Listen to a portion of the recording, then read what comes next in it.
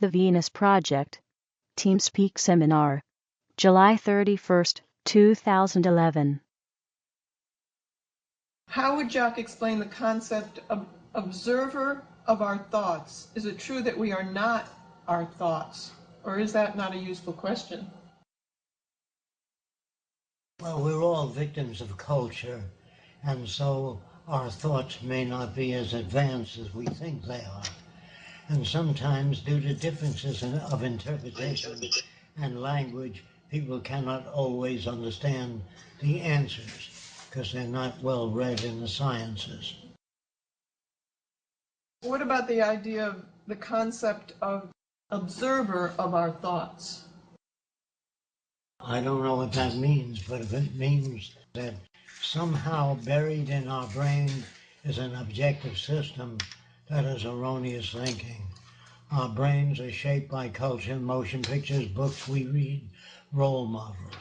So I don't believe anyone is really objective unless you use the scientific method for determining the strength of materials, putting them in a machine, twisting the metal, pulling on it, compressing it, and building up statistical data on the characteristics of certain alloys. I don't know of any other system. This person realizes that even marriage is affected by money because the parents can't get divorced because of supporting the kids, and how would this be different in a resource-based economy? In a resource-based economy, people live together because they can relate. If they don't, they just split, just as you do as a kid. When you're 12 years old, you have certain friends. At 15, you have more information and you change the relationships. Usually, a girl that falls in love at 15 is very different than having a crush on a person at 25. And at 30, you have a different outlook. So if you're married too young, the possibility of the relationship lasting is much lower than people that can relate with better and more experiences. I think when the resource-based economy comes into fruition, there'll be a lot of people who split up because it doesn't depend on somebody taking care of the kids, going to work and paying back support for different marriages that they have. Everybody would have access to goods and services, don't need to depend on somebody going out to work to take care of the kids. So there'd be a lot more people who are freer to do as they'd like. In the Venus Project, where there is no law enforcement, how would people be apprehended? I think that the person that asked that question doesn't understand that the training of children includes methods of dealing with problems such as communication, disagreements without getting angry. The ability to understand the nature of conflict does away with your tendency to want to punch another person that doesn't understand you. It means you don't know how to get to them. So I would say that conflict will be diminished considerably, except during the transition. But once the children are educated in the new school, you don't have those problems. You only have those problems where you give everyone a right to their own opinion, whether they're qualified or not. If two or more people, families, want to live at the same place, will machines make decisions on property ownership or who gets the right to live where? Or what if everyone wants to move to one place on Earth? The assumption a lot of people make is, what if everybody wants to live in Florida?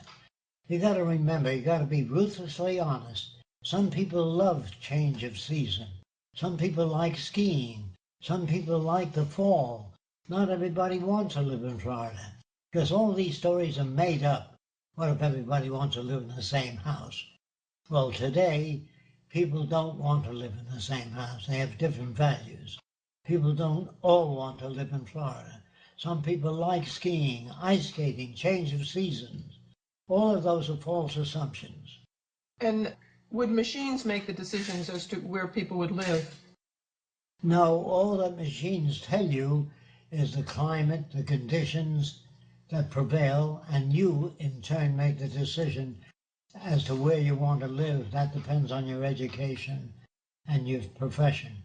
I think if you are interested in science and social change, you want to live near places that do research in that area.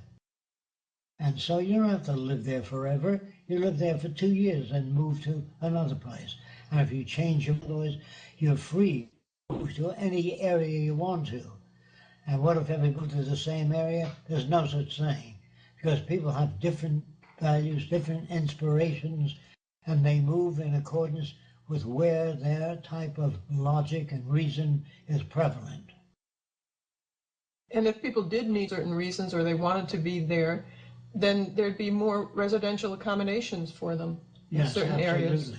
The survey committee will tell us that 30,000 people are interested in some aspects of distribution of energy. Well, they will tend to associate in certain portions of the country near the source of energy. Piping energy or using electric wires to conduct electricity over great distances have tremendous power losses.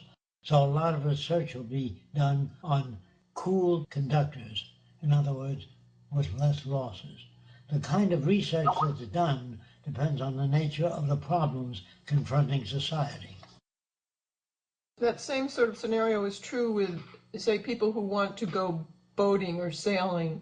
They make sure that there are more than enough boats to accommodate that type of demand, where people can go and just access them when they want to. What are the methods of the Venus Project for places like India and China, which have very high population densities? Do we build more cities then? Well, first of all, we have to orient people to what the Venus Project is about. And those that identify with the direction will join with us. Those that do not identify will form their own groups. We feel in time the advocacy of the Venus Project will raise the standard of living for everyone, remove the amount of crime in the area, and I think that eventually most people will join with the Venus Project. But you can't force people to join. You can't send in armies and make them democratic. What about high population densities? The question.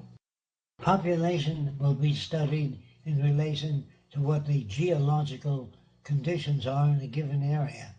If you have so much arable land, so much water, that can only support so many people.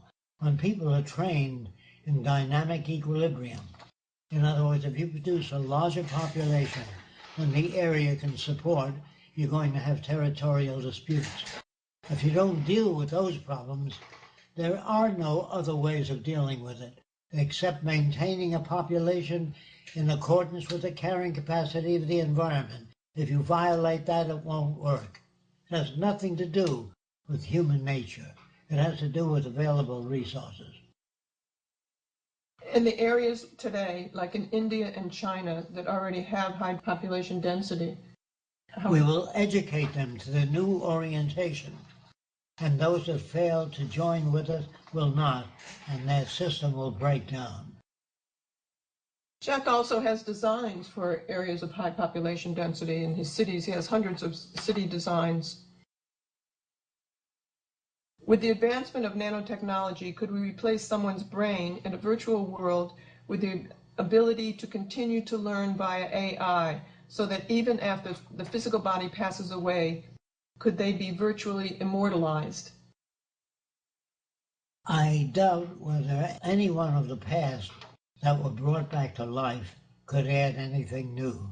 I would say if you go way back to 500 or 1,000 years ago, the value systems were very different, and it would be very difficult for people of the past to make the rapid adjustment necessary to live in a high-tech society. I've used this example many times. If you took your grandmother to Miami Beach and she saw the girls walking around with their butts hanging out, she might say they've gone too far.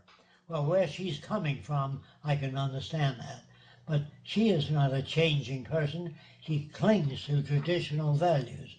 The harder you cling to traditional values, the slower you are to make the changes. Can you describe the drainage system in your city models? How would you avoid flooding? First of all, we go through a continental change in which we build canals and waterways to take floodwaters to storage basins, such as areas that we loused up the earth with strip mining.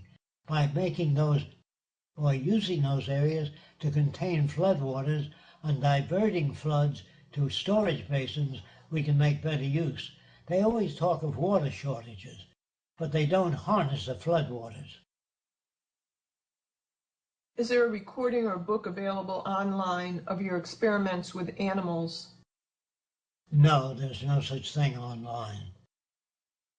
We are in the process of working with somebody to do a book that has a lot of those examples in it, but that's an ongoing process. It's also going to be included in a film and then made into a book. Not the film that we're talking about that we want to do, but somebody else is doing as well. Mr. Fresco states that major social changes can happen only in times of crisis.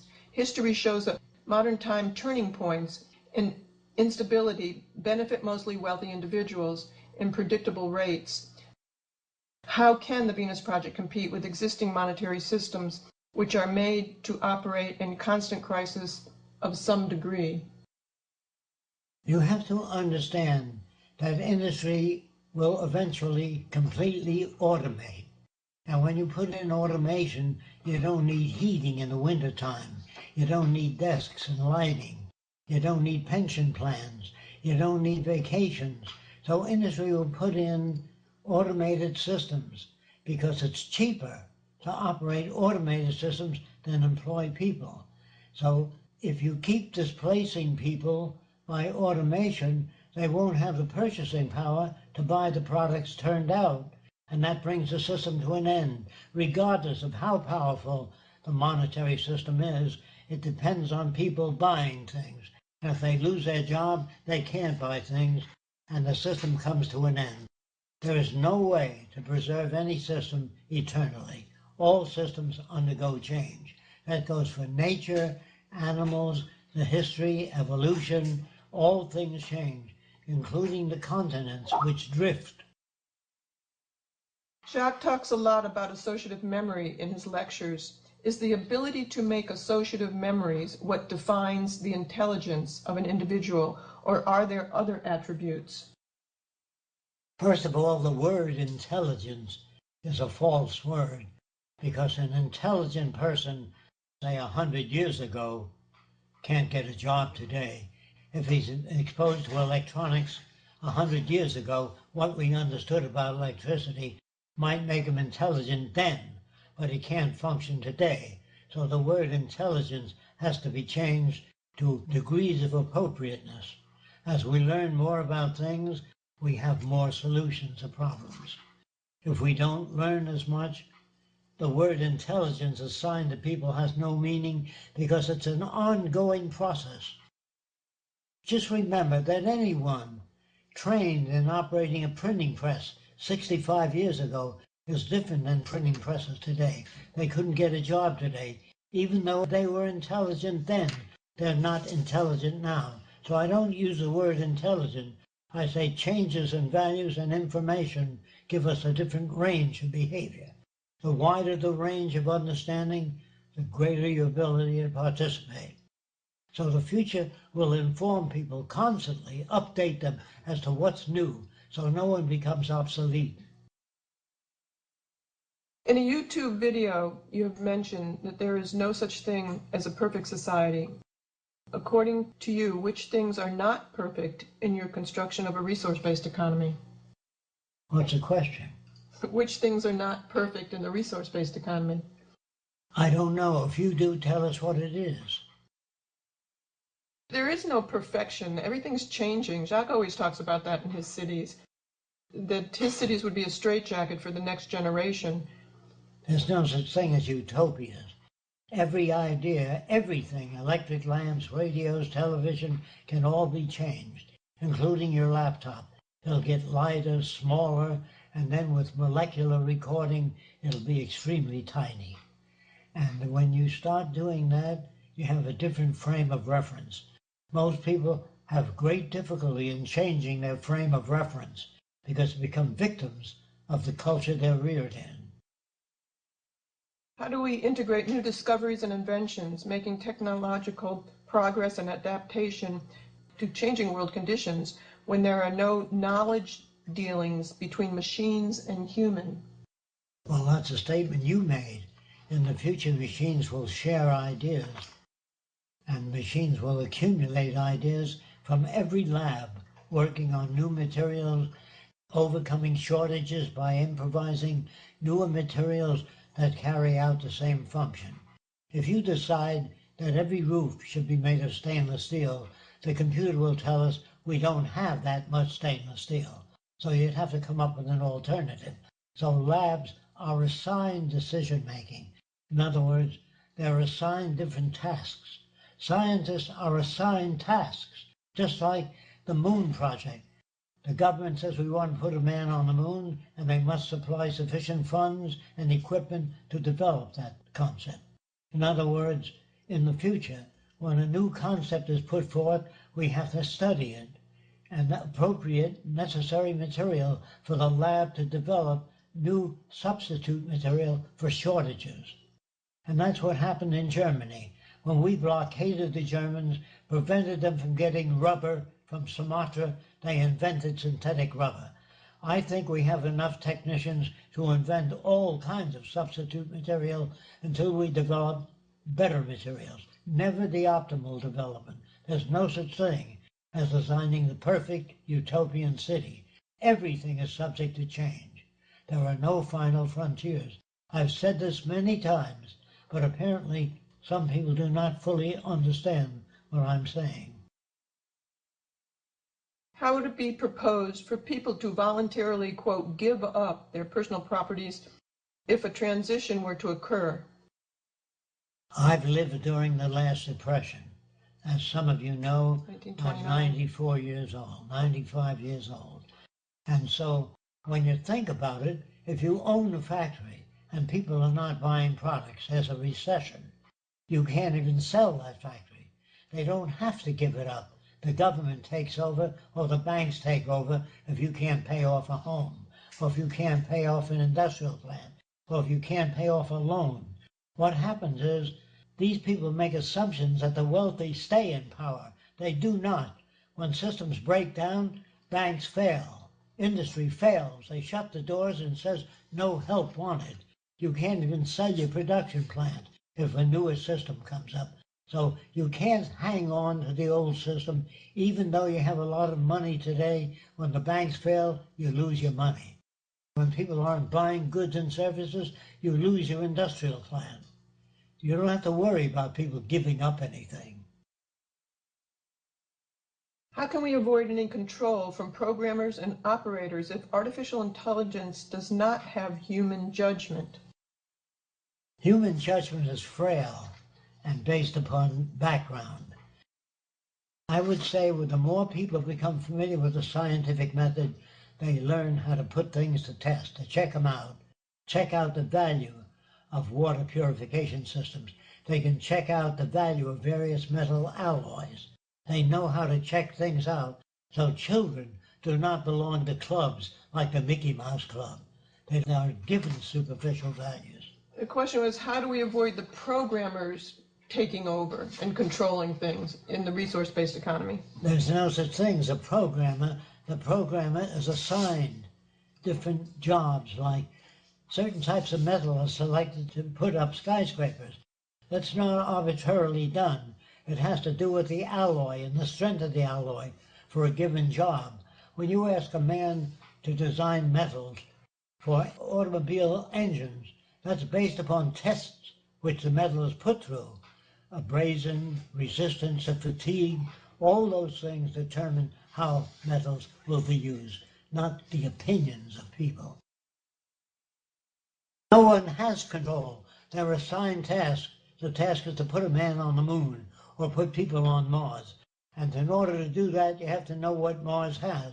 Does it have arable land? Does it have water? Does it have the facilities? Can man adjust to the gravitational field? All those things have to be studied, and decisions are not made. They're arrived at, which is very different than making decisions.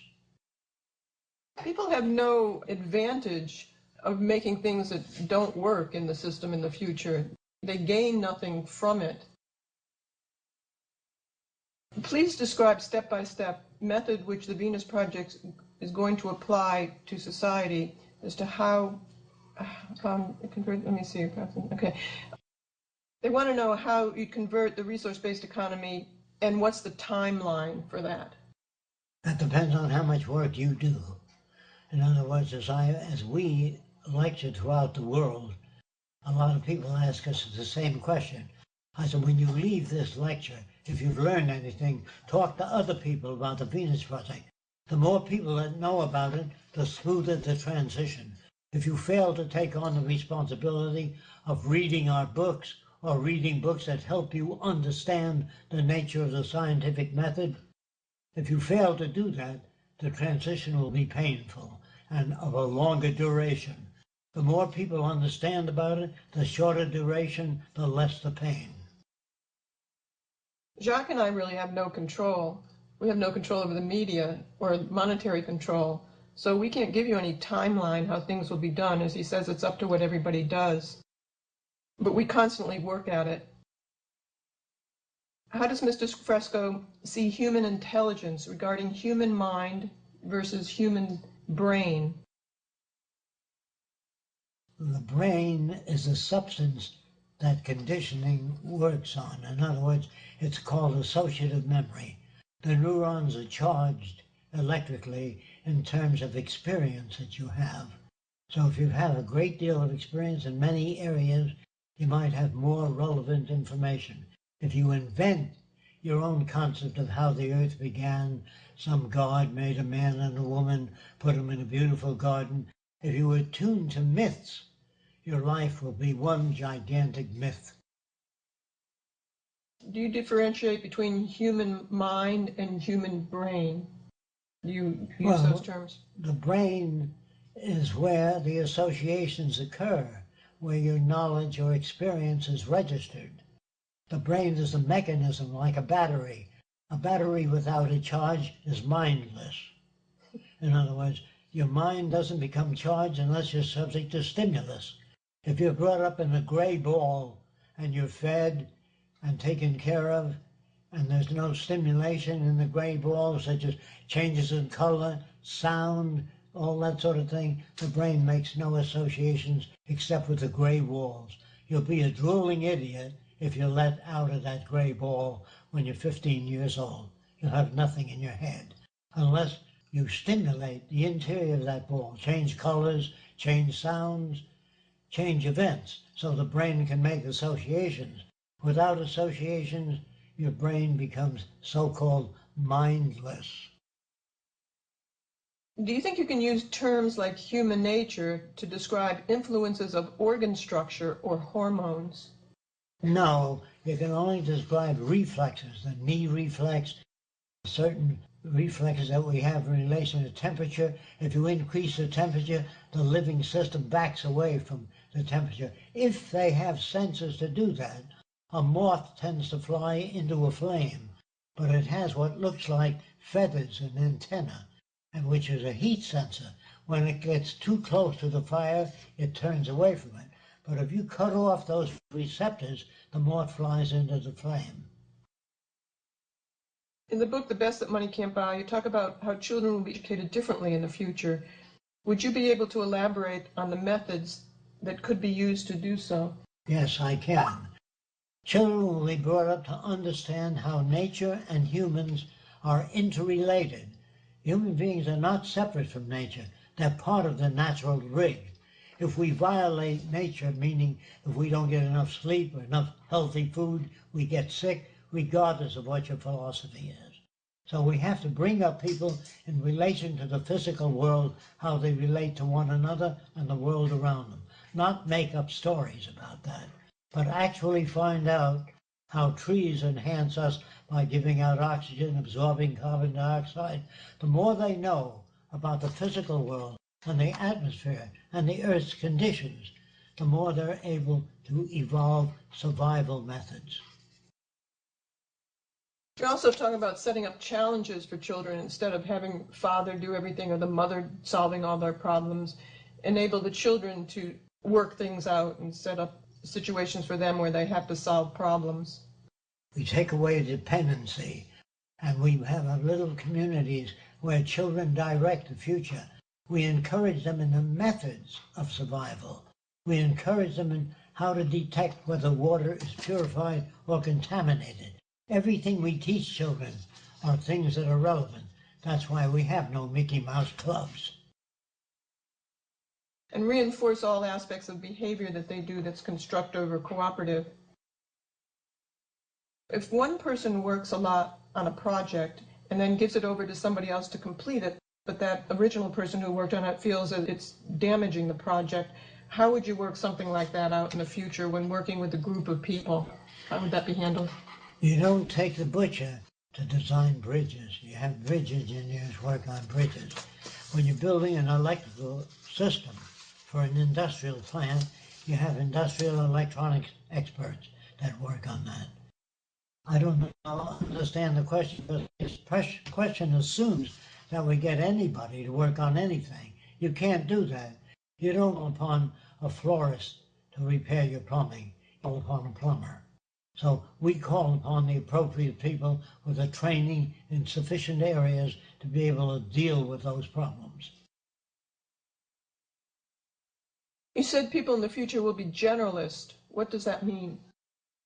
They will understand social evolution. They will understand anthropology, physiology, psychology, human behavior, and the history of civilization, the changes that it undergoes. So knowing those things, they will understand the methods of checking things out. Right now, the average person doesn't know how to investigate claims made by other people that claim that our behavior is governed by the stars or the date you were born under.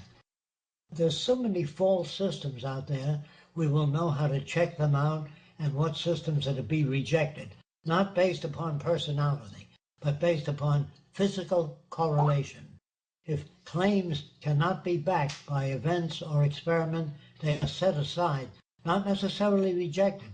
They are set aside until further experiments can verify or ascertain their relevance. What are some recommendations of resources for one to self-teach the technical education required to help realize the Venus Project? I don't know what self-teach means, but I do know that if you're educated in metallurgy, you learn what metals have greater duration, can survive under fatigue. You learn what metals can be flexed a great deal without breaking down. This is not something that's natural with people. You have to study that. If you don't study language, you will only babble. A child not exposed by parents to, the parents say cup, light, house, windows, continuously. Every word you use, you've heard many, many times. Even your facial expressions are picked up by culture. Are you aware of this website, puts it in here, that presents a long list of scientists throughout history that investigated and found proof of afterlife and paranormal? I have never seen anything like that. I would say that before you investigate anything, learn all that you can about it so you have something to investigate with. Many acts of telepathy that some people are convinced is real are done by posture. In other words, if you're sitting with your hand near your chin, you can communicate with another person, say that means President Roosevelt. If you're sitting with your hands clasped together, it might mean President Kennedy. There are hundreds of different words of coding so that your work with your associate understands that coding. But if you don't know the coding, you can't investigate telepathy or extraphysical phenomena. I was asked once to call a certain person in England, and he would tell me what president I had in mind. The way it's done, if the person in England is named Francois, if you ask for Mr. Gordon, it means President Roosevelt. If you ask for Mr. Smith, using the same telephone number, it means President Kennedy. So there are many different codes that you have to know about to investigate telepathy. Most telepathy that I've investigated was fraudulent. Would there be historical societies in a resource-based economy? Yes, there'll be historical societies, but mostly the history of advancement and technology, not superstition. That'll be very brief, but the real coordination will be based upon what we found out. That there are rivers under the ocean that flow in different directions. We know how and why they flow in those directions. Through the Coriolis effect, we would learn all that we know about things. And the things we don't know about, we would list and say, we don't understand how genes splice automatically. All that will be published. What we do know, what we don't know, what has to be researched further to arrive at decisions that are more appropriate. Do you ever listen to your old lectures or change your views on what you have said in some of these lectures? Yes, I do listen to old lectures.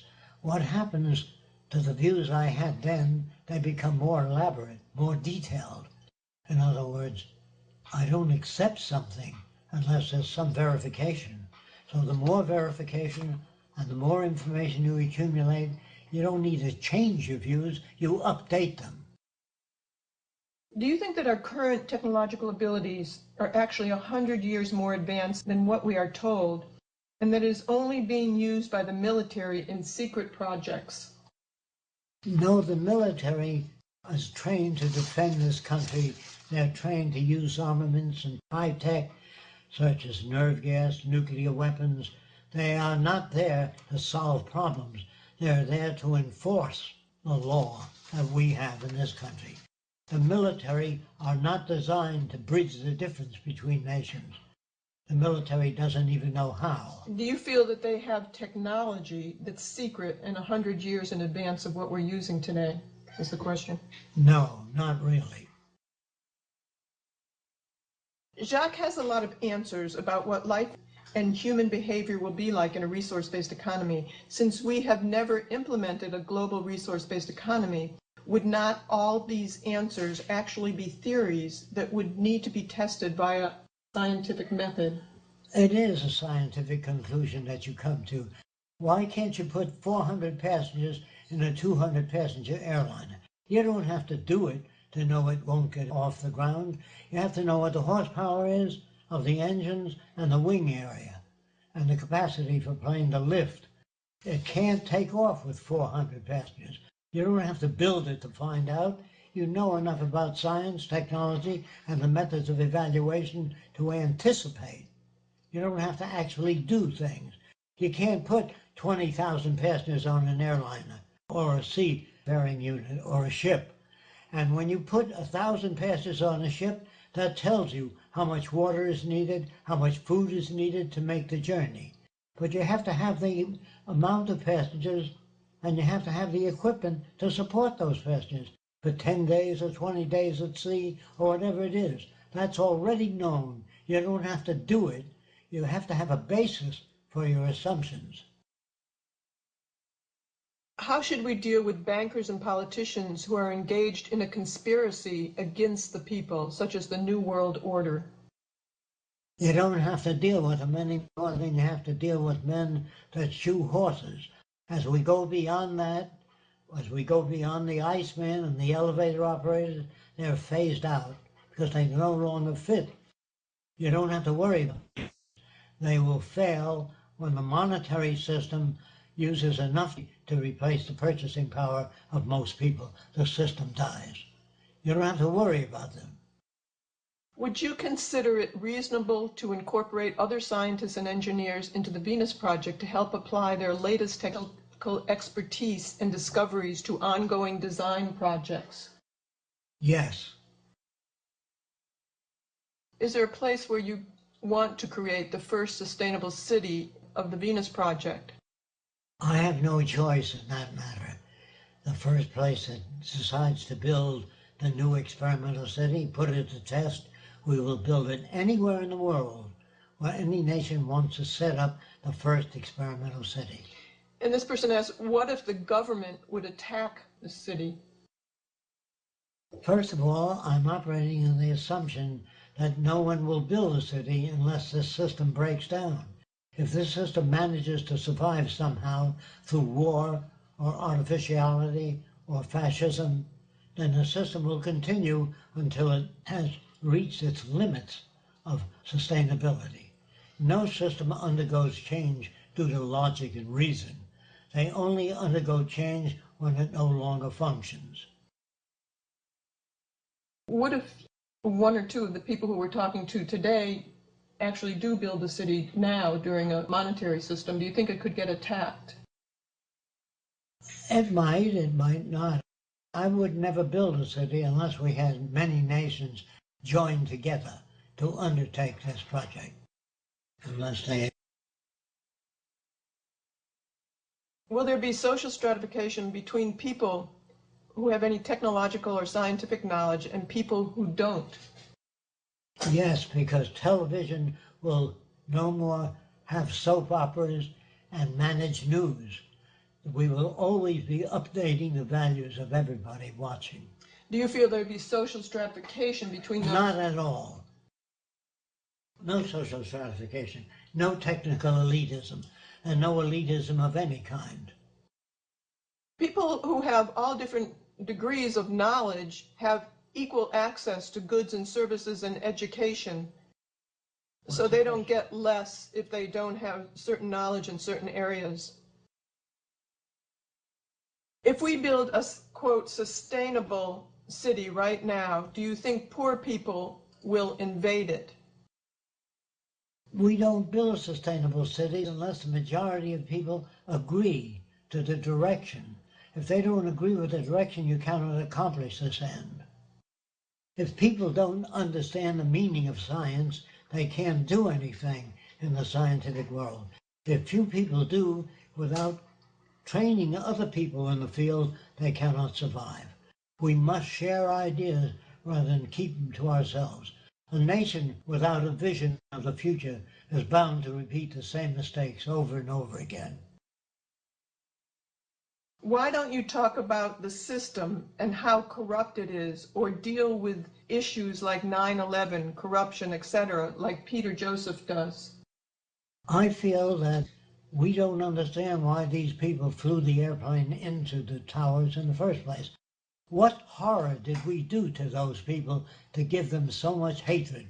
I've never heard the answer to that on television, radio, or any other publication. In other words, people just don't invade cities. We must have done some terrible things to them in the past to make them hate us so much.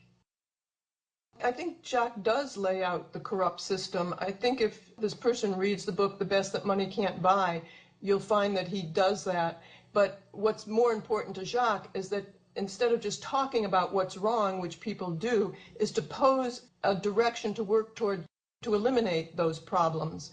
And Peter did get the direction from Jacques and from that book as to all the things he talks about is in terms of a resource-based economy.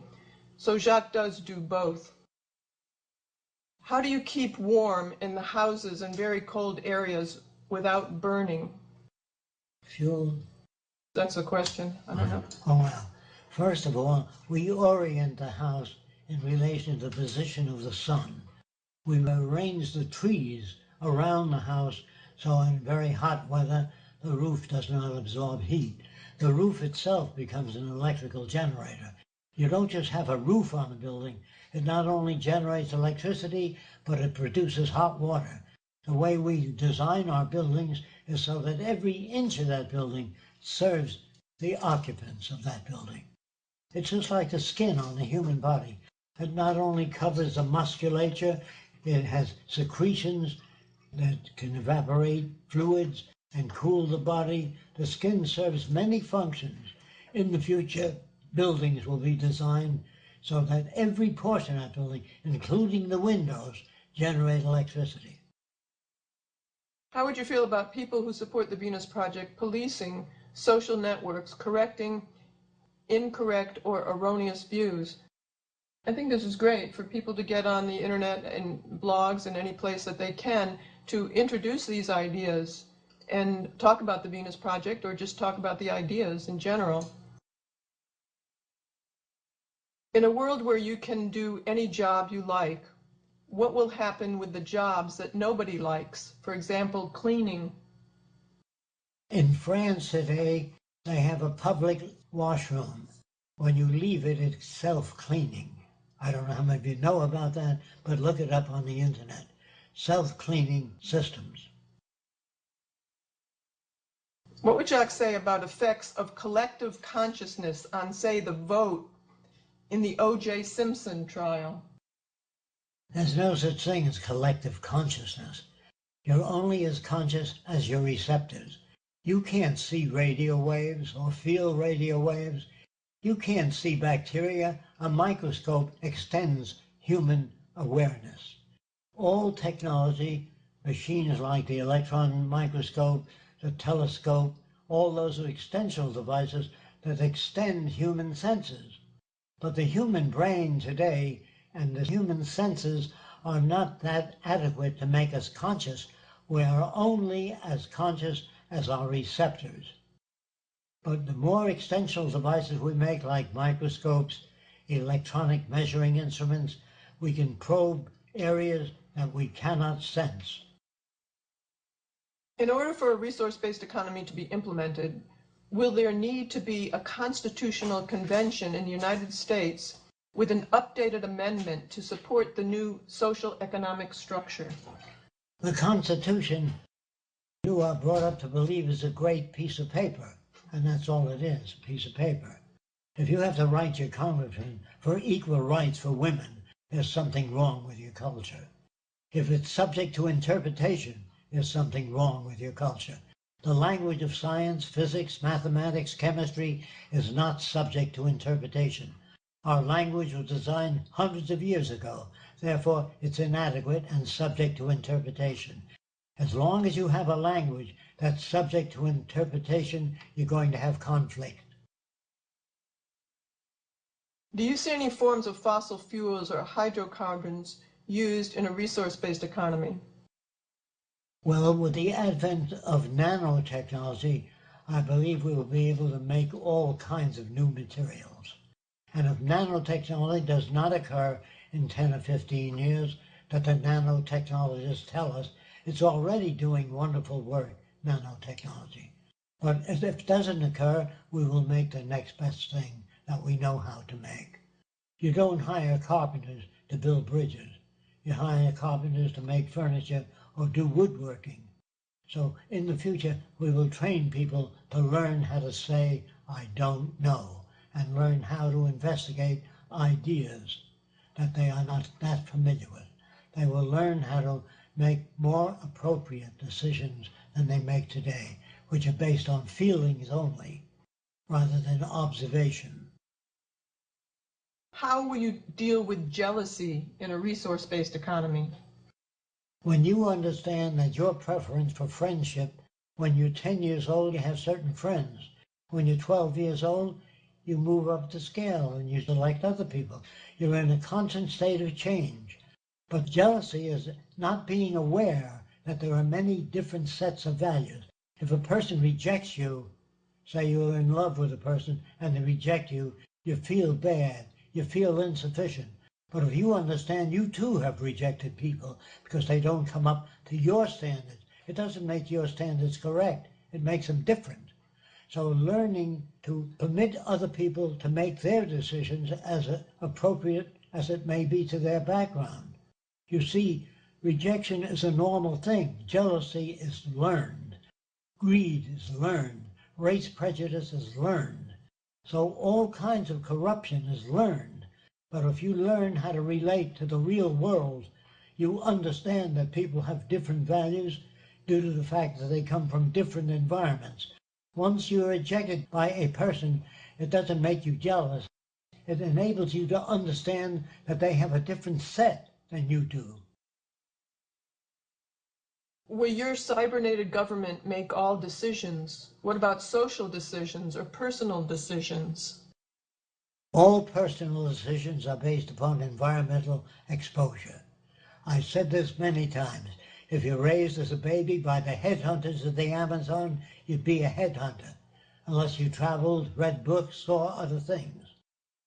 Would the cybernated government make personal decisions for you? No one makes personal decisions. They arrive at decisions. They don't make them. I've said this many times. If you don't know what that means, it means you test things and check them out. I think that they're afraid of cybernated government telling you what to do. Does cybernated government tell you what to do? No.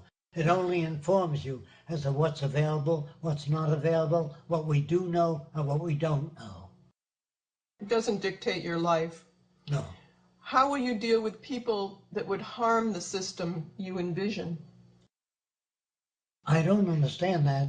If we manage the schools of the future and we teach people about the physical world and their relationship to it, we don't understand how a person could come out of school that different, that they want to harm things, unless they have a mental disorder, unless their brain is somehow warped. And I don't know how that would happen, because we check things out, we physically examine people to the best of our ability and make sure that they do not influence the direction of the culture if their opinions are not based upon physical findings.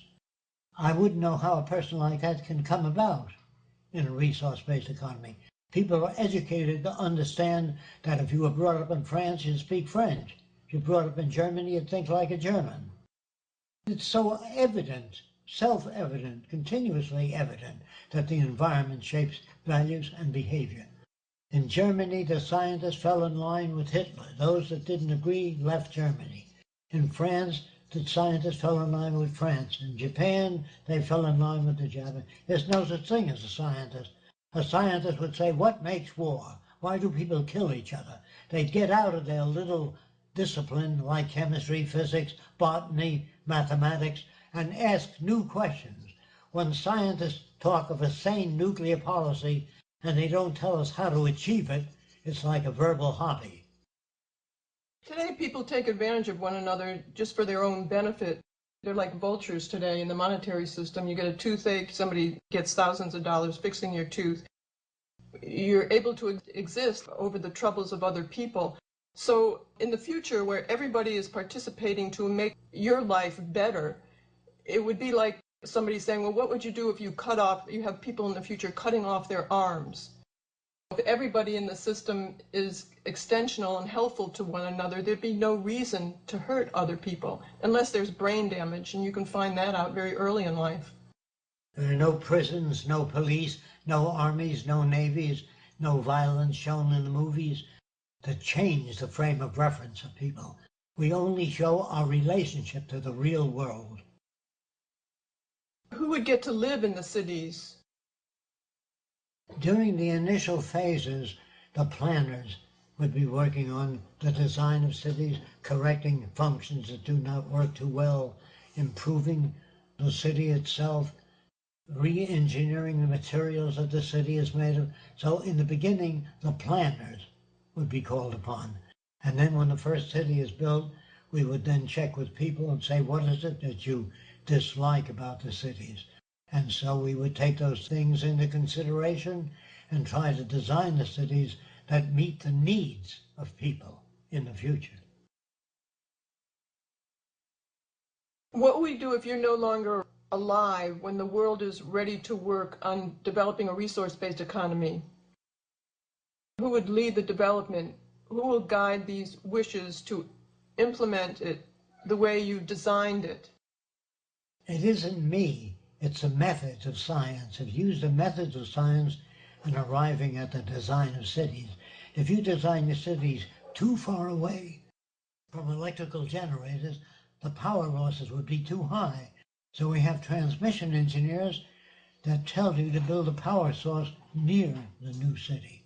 In other words, if you have to travel to work for 1 hour, that wastes a lot of energy.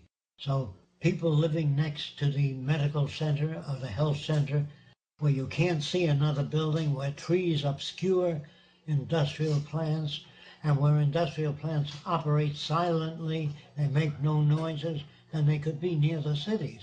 But they don't have to be far from the cities. if it takes too much energy to operate. So I would say on the basis of energy determinants, we decide where factories are built, where cities are built. If you have to transport energy sources great distances, you have to include the energy required to transport that fuel or operating mechanism to that place. So everything has to be considered before you design a city. It has to be worked out so that you use a minimum amount of energy for maximum contribution to society. Do you think we could get rid of all forms of police, security forces, or do you think there'd be a simply delegated community mentor holding that role? You don't need that if you understand what it is that shapes human values. If you don't understand what that means, if you lived in the South, you'd speak with a Southern accent, and you would be biased against Afro-Americans. If you lived in an uneducated region of the South, we have no such regions. We have no poverty, no street people, no prisons, and no police. So if you don't have those conditions that generate aberrant behavior, you don't have aberrant behavior. Would atomic weapons be used for something else? Would they have to be dismantled, or maybe could they be used for construction, large-scale construction? Do they have any place in a resource-based economy, atomic weapons? I would say that a lot of research would be done on how to use nuclear materials for the benefit of society. There'd be studies of the positive and negative retroaction of any system. Even before we build a dam, we ask questions. What are the good portions of the dam? What's the negative side of a dam? The negative side is that fish can't get to the spawning grounds.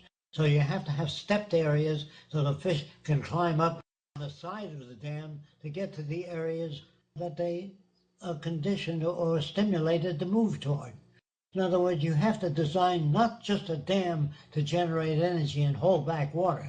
You try to get it to do as many functions as possible. This person is an animal rights activist. They're saying today there are 50 billion chickens that are slaughtered after they live in terrible conditions. Do you think there's a solution apart from a world of veganism? Well, I would say yes, there are many solutions. Again, with the advent of technology, we'll be able to produce tissue, human tissue, liver tissue, by just taking atoms and arrange them into the same molecular structure of different materials. In the distant future, we won't have to grow food. And I'm not talking about genetic modification, because genetic modification could be dangerous. If you splice genes to change food without a long historical study of the prime effects of the modification, I would say we would not engage in it unless things were very carefully studied over a long period of time. I understand that the scientific method is the basis for a resource-based economy. What do you think about people inside the Venus Project and the Zeitgeist movement that have superstitious beliefs? They wouldn't want to join the Zeitgeist movement or the Venus Project. I'm saying the people of the Venus Project have to study the Venus Project, read our books and direction. Otherwise, they do not represent the Venus Project, although they join up for their own assumptions of what they think the Venus Project is about. You have to read up on the Venus Project. You have to watch their films and become familiar with the direction. If a person calls himself a doctor without studying the medical procedures of medicine, he would be considered not qualified. There are many people that have their opinions about the Venus Project that have never asked questions about it, but continue to follow their own opinions, which is no representation of the Venus Project. And a lot of people ask questions, and the questions they ask, they cannot even understand the answers because they don't know enough about the factors that shape human behavior. This person asked how the script is coming. It's coming well. We're waiting for some meetings that we have coming up for people in the field, so we are working on it. Have you ever worked in medicine? What are your views about homeopathic medicine? When put to test without bias, we will use whatever system that works. Regarding the selling of the city, can we not use it for funding mechanism for future cities? If you want to during the transition, but I don't think it would be very successful. How can we begin to build the first city then? We cannot build it unless a group of nations agree that they would like to fall in line with the Venus Project's procedures. If they don't use our procedures, we will not work on a city with them. If people decide to build their own cities, it's not the Venus Project. I have nothing to say about that. Okay, I think that's all for today. Thanks to Jacques and Roxanne for coming and spending time answering these questions. Thanks, everyone. Do you want to go over the idea of the city you just talked about? I don't need to, because Okay. if I'm in charge of the city, it would mean that we would educate children in terms of the physical world, to think in terms of physical reference for the language they use. If they don't do that, they will repeat the same awkward problems over and over again. It isn't the Venus Project if you take it in some other direction. If you don't like some aspects of the Venus Project, raise the question. What do you do with people that don't want to live in the Venus Project? What do you do with people who want to build their own community? They go ahead and build their own community. We don't dictate policy to other people. We only point out the advantages of the Venus Project. If there are shortcomings, bring them up so we can examine them, question them. We are talking to two different groups about a city project, and we'll see how far we can take it toward this direction. If they're not willing to follow this direction, I'm not interested in the project. Gotcha. Okay, well, thanks, everyone. We appreciate your questions a lot. And your criticism. yes. So we'll see you next week then. Yes, thank you very much. much. Talk to you next week. Thanks All again. of you. We appreciate all the work you're doing. Thank you very much. Thanks, guys. Thank you. They answered three of my question. It's very nice. That question about being disabled and in a wheelchair, that one's been answered quite a few times. In fact, it's on almost all of the Q&As since we started. Same question over and over. The basic answer to that is that in a resource-based economy where we're not doing things because we get monetary gain from them, you'll find that a lot of people without the restrictions of this current system will want to work in fields where it actually benefits other people's lives. You won't find many doctors or nurses, especially nurses, that work in this system because they want to make billions and billions of dollars. They're doing it because they want to help people. And I think with less restrictions on people getting into college and things like this, more and more people will be likely to help a lot more than in this current system. Okay, thanks everyone for coming.